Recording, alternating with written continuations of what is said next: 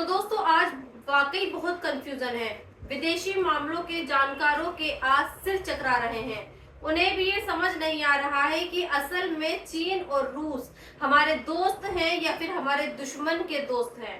आज मैं आपको ये बताऊंगी कि रूस और चीन को पहलगाम हमले का सच बताने के बाद भी क्यों पाकिस्तान इन्हीं दो मुल्कों का हमसाया बना हुआ है। लेकिन सबसे पहले आज डोनाल्ड ट्रंप की दुनिया और चीन को दी गई नई धमकियों के बारे में बात करते हैं। और यकीन मानिए ये धमकियां ऐसी हैं जो दुनिया में तीसरा विश्व युद्ध करवा सकती हैं, जो दुनिया में तबाही ला सकती हैं। पहली धमकी उन्होंने एक प्रेस कॉन्फ्रेंस के जरिए दी और दूसरी धमकी उन्होंने एक सोशल मीडिया पोस्ट के जरिए दी। आज मैं आपके सामने ट्रंप की दी गई ये दोनों धमकियां पढ़ना चाहती हूं और आज आपको ये बहुत ही ध्यान से सुनना भी चाहिए।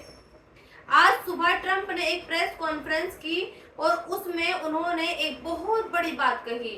ट्रंप ने अपनी धमकी भरे अंदाज में ये कहा, without the United States everything in the world would die. यानी अमेरिका के इस राष्ट्रपति को ये लगता है कि दुनिया अमेरिका की ताकत के बिना नहीं चल सकती और वो मर जाएगी। दरअसल ट्रंप ऐसा बयान देकर ये बताना चाहते हैं कि अमेरिका की ताकत, खासतौर पर उसकी फाइनेंशियली पावर के बिना दुनिया अपने परेशानियों को नहीं सुलझा सकती है और अगर दुनिया के किसी भी देश ने ऐसा किया तो वो मर जाएगा। इसके अलावा उन्होंने ये भी कहा कि आज अमेरिका के खिलाफ कोई भी जो खड़ा होने की ताकत दिखा रहा है वो इसलिए है क्योंकि पिछली बाइडेन सरकार ने अमेरिका की ताकत डीजनरेट किया, यानी कम होने दिया। इस प्रेस कॉन्फ्रेंस के अलावा आज ट्रंप ने एक सोशल मीडिया पोस्ट भी लिखी। इसमें उन्होंने चीन को चेतावनी दी और ये कहा कि चीन ने अपनी विक्ट्री परेड में पुतिन और नॉर्थ कोरिया के तानाशाह को बुलाकर अच्छा नहीं किया, क्योंकि ये दोनों देश अमेरिका के खिलाफ साजिश रचते हैं। दरअसल इस वक्त चीन अपनी 80वीं विक्ट्री परेड मना रहा है और इस विक्ट्री परेड में बहुत सारे देशों के राष्ट्राध्यक्ष चीन में आए हुए हैं। हमेशा की तरह इस बार भी चीन इस परेड के जरिए अपनी ताकत दिखा रहा है और जबकि इस बार चीन ने इस परेड में रूस के राष्ट्रपति पुतिन और उत्तर कोरिया के नेता किम जोंग को उनको भी बुलाया। अमेरिका इसे देखकर भड़क गया और इसके परेड के दौरान ही डोनाल्ड ट्रंप को अपने सोशल मीडिया अकाउंट पर लंबी चौड़ी पोस्ट लिखनी पड़ी, जिसमें ट्रंप ने तंज भरे लफ्जों में कहा, चीन तुमने अच्छा नहीं किया कि पुतिन और किम को बुलाया। उन्हें मेरा प्यार देना क्योंकि ये दोनों देश मेरे देश के खिलाफ साजिश रच रहे हैं। इसके अलावा ट्रंप ने चीन को भी ये बताया कि जिस विक्ट्री परेड को वो आज शान से मना रहा है, असल में उस विक्ट्री परेड में अमेरिका का भी योगदान है और अमेरिका ने चीन की इस विक्ट्री परेड में खून तक दिया है। लेकिन आज चीन अमेरिका के इस बलिदान को भुला बैठा है और वो उन देशों को भुला रहा है जो अमेरिका के साथ साजिश रच रहे हैं। अब जो विदेशी मामलों के बड़े जानकार हैं वो ये कह रहे हैं कि ट्रंप की ये पोस्ट गुस्सा और डर दोनों दिखा रही है। फिर आपको क्या लगता है इसके बाद ट्रंप क्या करने वाले हैं? आप अभी अपनी राय कमेंट्स बॉक्स में जरूर लिखना। अब उस खबर पर आते हैं जिसका जिक्र मैंने शुरुआत में किया था।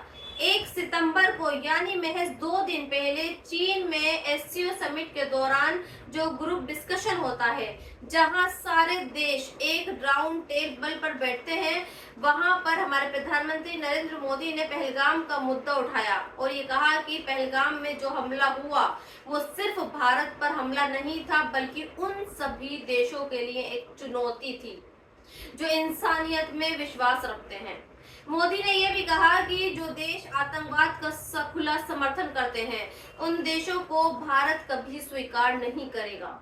और जानते हैं जिस वक्त मोदी ने ये बात कही उस वक्त वहां पाकिस्तान के प्रधानमंत्री शहबाज शरीफ भी मौजूद थे, चीन के राष्ट्रपति भी मौजूद थे, रूस के राष्ट्रपति भी मौजूद थे और सभी ने पीएम मोदी की आतंकवाद और पहलगाम वाली बात पर हामी भी भरी, उनका सपोर्ट भी किया।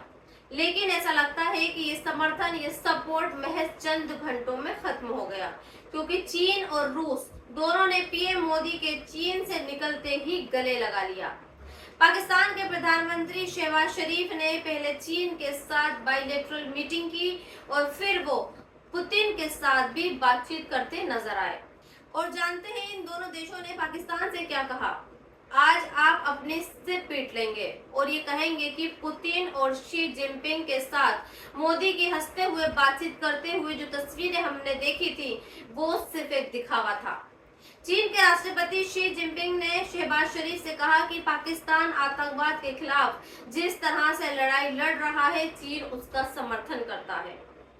सोचिए, हम ये कहते हैं कि पाकिस्तान आतंकवादियों को पालता है, लेकिन चीन ये कह रहा है कि वो आतंकवाद को खत्म करने वाले पाकिस्तान के साथ खड़ा है। और सिर्फ यही नहीं, चीन ने पाकिस्तान के बारे में ये भी कहा कि चीन और पाकिस्तान का रिश्ता लोहे जितना मजबूत और भरोसे वाला है। और आज भी पाकिस्तान का प्रधानमंत्री शहबाज शरीफ चीन की विक्ट्री परेड में कंधे से कंधा मिलाकर चीन के राष्ट्रपति के साथ हर जगह दिखाई दे रहा है। और अब आप ये सुनिए कि पीएम मोदी को दोस्त कहने वाले रूस के राष्ट्रपति पुतिन ने शहबाज शरीफ से बातचीत के दौरान क्या कहा। पुतिन ने ये कहा कि पाकिस्तान और रूस पारंपरिक साझेदार हैं, यानी ट्रेडिशनल पार्टनर्स हैं, और वो यानी रूस पाकिस्तान के साथ इस रिश्ते को बहुत ही अहमियत देता है। इसलिए दोस्तों, आज ये बात साबित हो गई है कि वैश्विक मंचों पर जो कहा जा रहा है या कहा जाता है वो सिर्फ मुंह देखी बातें होती हैं। इन अंतरराष्ट्रीय मंचों पर एक देश के दूसरे देश के साथ दोस्ती परमानेंट नहीं होती। अब मैं आपको वो खबर दिखाने जा रही हूँ जिसने मुसलमानों के मुंह पर कालिक पोत दी है। और ये खबर हमें ये सोचने पर मजबूर करती है कि मुसलमान सिर्फ नाम का ही मुसलमान रह गया है, उसके अंदर ईमान है ही नहीं, वो मतलबी बन चुका है। वरना सोचिए, अगर मुसलमानों में ईमान होता तो क्या उनकी औरतें बुर्कों के साथ जिस्म फरोशी करते होटलों में पकड़ी जाती। आज सोशल मीडिया पर ये तस्वीरें बहुत ही ज्यादा वायरल हैं। ये तस्वीरें यूपी के एक जिले हाथरस की हैं। अब पुलिस ने एक होटल पर छापा मारा तो वहां से 12 लड़के और 8 लड़कियां पकड़ी गईं। उनमें 3 बुर्के वाली औरतें भी थीं। आप अपनी आंखों से देख सकते हैं, बुर्के वाली औरतों को पुलिस वाले अपनी कार में बिठाकर ले जा रहे हैं। लोगों ने इस खबर को पढ़ा और आगे बढ़ा दिया। कुछ लोग ये कह रहे हैं कि पुलिस ने ये छापा इसलिए मारा क्योंकि उसे ये शक था कि यहाँ पर वेश्यावृत्ति जैसा गलत काम हो रहा था। और सराय नाम के एक एक्ट पुलिस को ये अधिकार देता है कि वो ऐसी जगहों पर छापेमारी करके गिरफ्तार कर सकती है जहां उसे ये लगे कि वेश्यावृत्ति हो रही है। लेकिन इन वेश्यावृत्ति में बुर्के वाली औरतों को पकड़ा जाना वाकई बहुत ही शर्मनाक है। आज बहुत सारे लोग पंजाब का एक वीडियो शेयर कर रहे हैं। वो ये कह रहे हैं कि पंजाब में बाढ़ पीड़ितों की मदद के लिए मस्जिदों से चंदा इकट्ठा किया जा रहा है। खुद मस्जिदों के इमाम बाढ़ पीड़ितों की मदद कर रहे हैं। काश ये मुसलमान और मस्जिदों के मौलाना निकाह को भी सिंपल और सरल बनाते और लोगों से निकाह करने के लिए कहते, तो क्या आज इन बुर्के वालियों को किसी होटल से वेश्यावृत्ति के शक में गिरफ्तार किया जाता? यकीनन नहीं। लेकिन आज मुसलमानों ने निकाह को बहुत ही मुश्किल बना दिया है और इसलिए आज बहुत सारी लड़कियां घरों में बैठी हैं। तो दोस्तों, आज की इस वीडियो में इतना ही। आप भी अपना बहुत बहुत ख्याल रखिए और मेरे चैनल को सब्सक्राइब जरूर कर देना। और इस वीडियो के आखिर में आपको गजा के 2 और वीडियो दिखाना चाहती हूँ जिन्हें देखकर आप ये समझ सकते हैं कि अल्लाह जब नाराज होता है या फिर अल्लाह जब किसी को बर्बाद करने पर आता है तो फिर उसे पूरी दुनिया मिलकर चाह कर भी नहीं बचा सकती। ये दोनों तस्वीरें गाजा की हैं। मेरे लेफ्ट वाले वीडियो 8 जुलाई 2023 का है और मेरा राइट वाला वीडियो यानी 3 सितंबर 2025 का है।